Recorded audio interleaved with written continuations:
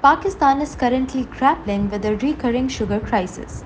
Fluctuating domestic sugar prices continue to be a major political and economic issue. This volatility often triggers government crackdowns and judicial intervention due to public attention and the influence of powerful sugar mill owners. Recent factors contributing to the crisis include accusations of surplus stock exports, unchecked smuggling to Afghanistan due to price gaps, and an interim court order affecting supply chain monitoring.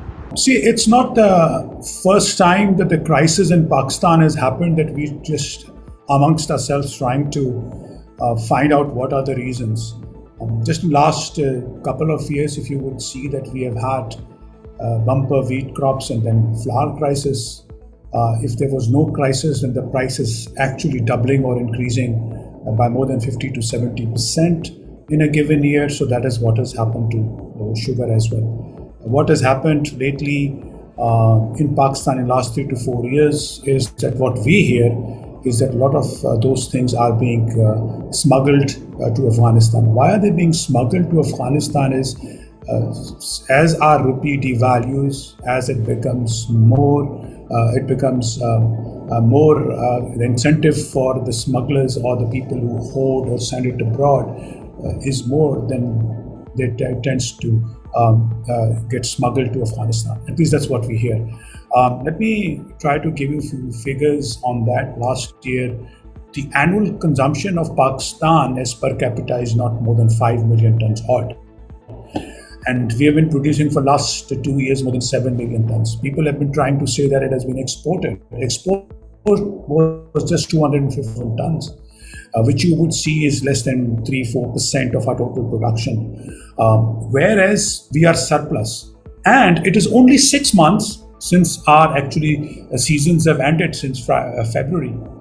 So it is quite clear that it is not because of export, it is not because of lack of sugar. And the only thing left is that it is either being hoarded or it is being smuggled outside, where the sugar prices today as we speak are more than 250 rupees as per international prices. This is what our understanding is on sugar prices. So there are a couple of things as long as whatever the agriculture produce is concerned.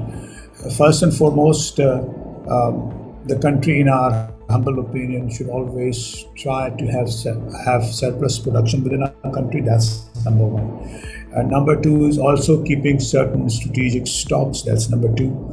And then number three is obviously if you're not able to control the borders, and whenever the international prices are high, we will face that crisis. And it's not a small needle that one takes it in the pocket. It is just 10 tons which could be taken in a truck, or perhaps a 40 ton if it's a big container.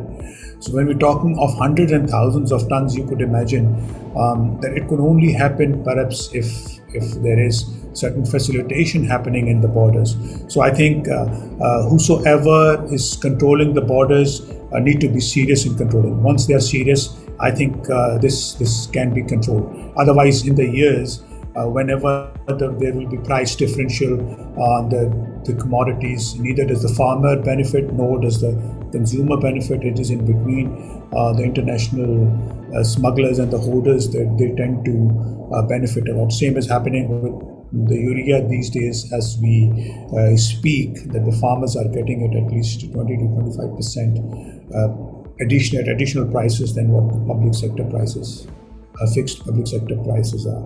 Despite these issues, it's expected that the crisis will gradually subside, with retail prices eventually aligning with official support prices for the next harvest. Yet the overarching truth remains: the need to reduce the overall cost of living for citizens beyond the sugar saga.